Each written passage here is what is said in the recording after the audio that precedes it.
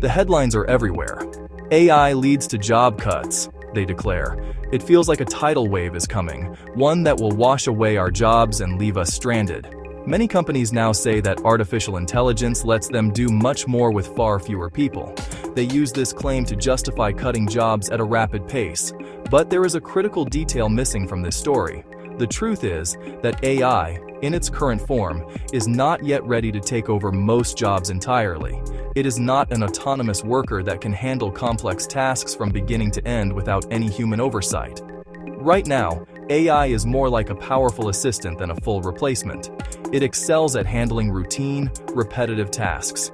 It can analyze vast amounts of data in seconds, draft emails, or write basic code. However, it still needs people. Humans are essential to guide the AI, to check its work for subtle errors, and to fix the mistakes it inevitably makes. These systems lack true understanding, common sense, and the creative judgment that are still the hallmarks of human intelligence. The narrative that AI is already replacing us serves as a convenient excuse. It allows companies to make deep cuts while pointing to an unstoppable force of technological progress. This masks a more complex reality. The real reasons for these layoffs often have more to do with immediate financial pressures and market expectations than with any genuine technological breakthrough. The answer boils down to two powerful motivators: money and speed.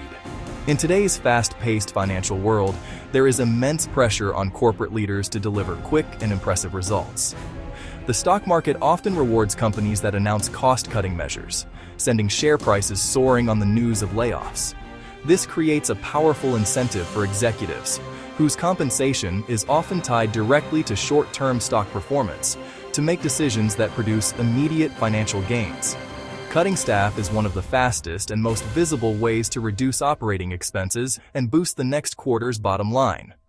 Announcing that AI will handle the work of laid-off employees makes the decision seem strategic and forward-thinking, rather than a desperate move to please investors. The hope is often that the company can figure out the details later, perhaps hiring new people with different skills once the technology matures. But this is an incredibly risky strategy. It prioritizes the appearance of efficiency over the reality of sustainable operations, and it can inflict deep, lasting damage on a company's ability to function and grow. When companies cut their workforce too deeply and too fast, a cascade of negative consequences often follows. The remaining employees are suddenly burdened with a much heavier workload.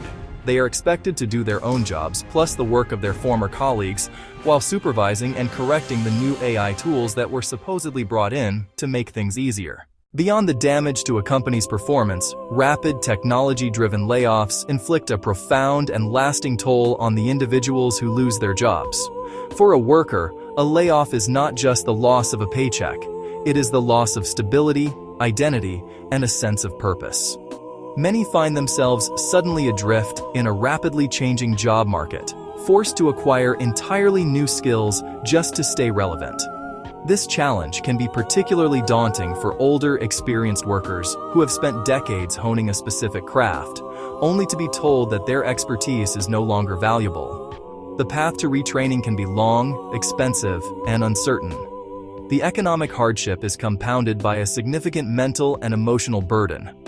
The stress of a prolonged job search, the constant rejection, and the anxiety about the future can be devastating. When a large employer in a particular region makes massive cuts, the impact ripples through the entire community. Thousands compete for too few jobs, driving down wages and creating a climate of desperation. This can decimate the social fabric of towns and cities built around a specific industry. Companies also suffer an overlooked loss: institutional knowledge. Experienced employees know how systems work, who to call when things go wrong, and how to solve problems not in any manual. This tacit knowledge is a company's immune system.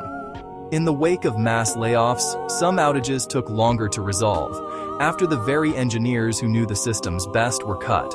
The broader economy feels the impact as well. Widespread unemployment reduces consumer demand, triggering a vicious cycle of cuts and contraction. History shows economies thrive when jobs and purchasing power are stable, and when shorter work weeks helped preserve both. Faced with these challenges, what can companies and governments do to navigate the AI transition more humanely and effectively? One of the most promising solutions is to reduce work hours without cutting pay. The idea is simple. As AI makes each hour more productive, we share the gains by letting people work less.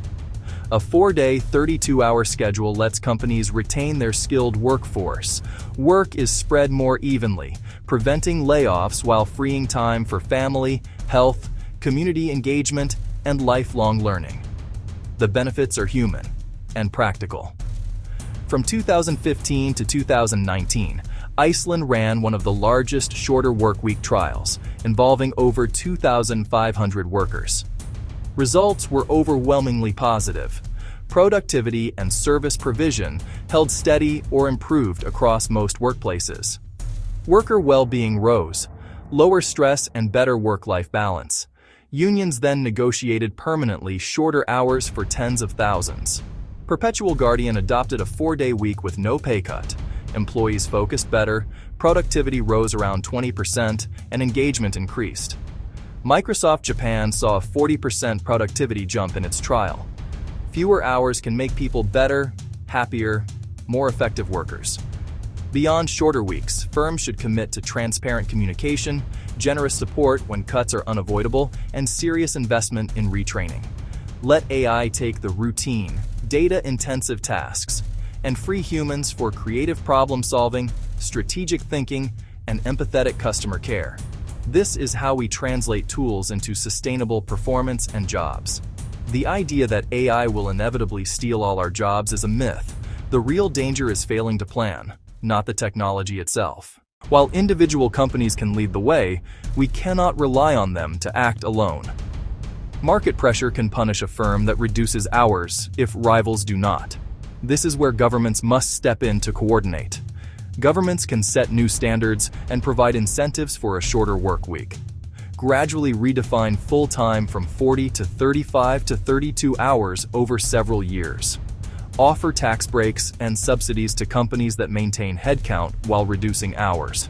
Strengthen the safety net with expanded benefits, and fund large-scale retraining linked to the jobs of the future. The public sector can lead with shorter schedules to prove the model works. Work-time policy is macroeconomic infrastructure. It stabilizes demand as productivity rises. Thoughtful policy turns AI's gains into broad prosperity, not rising inequality. If benefits flow only to capital and a few highly paid roles, we risk division, stagnation, and unrest. Share gains as time. People keep their jobs, spending stays strong, and a virtuous cycle of stable demand and healthy growth follows. That's how we build an economy that is both innovative and inclusive. AI's rise is not a zero-sum game. The shorter workweek is one of our most practical tools.